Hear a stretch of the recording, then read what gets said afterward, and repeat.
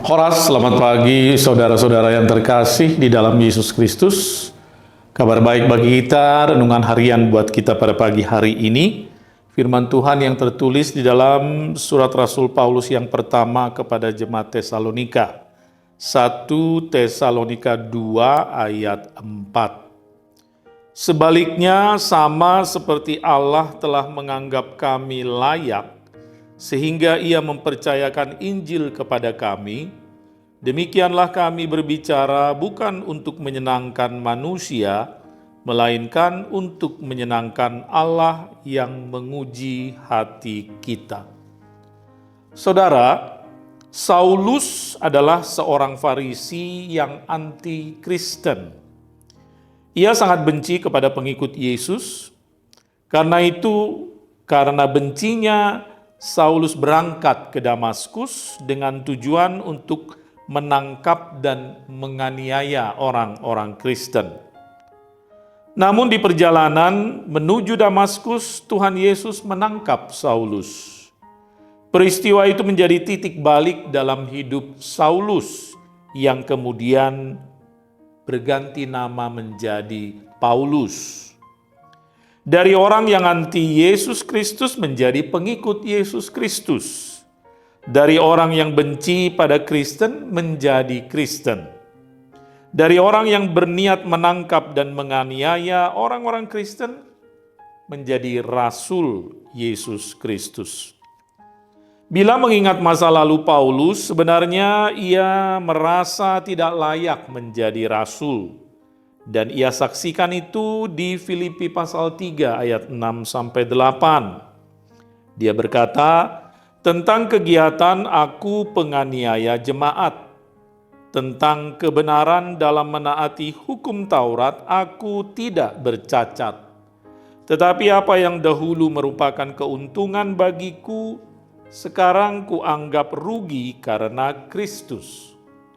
Malahan segala sesuatu kuanggap rugi karena pengenalan akan Kristus. Yesus Tuhanku lebih mulia daripada semuanya.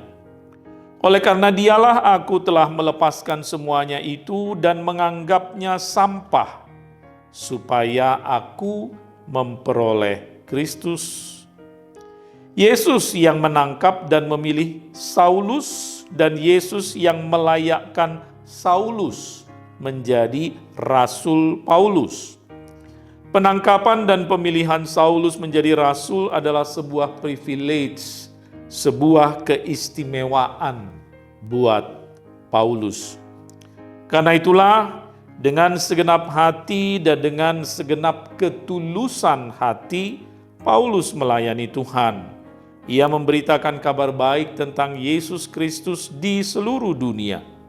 Semua ia lakukan bukan untuk dirinya sendiri, bukan untuk menyenangkan hatinya sendiri, juga bukan untuk menyenangkan hati manusia, melainkan semua ia lakukan untuk menyenangkan hati Allah yang menguji hati kita. Amin. Puji syukur dan terima kasih Tuhan untuk firman-Mu yang kami dengar pada pagi hari ini.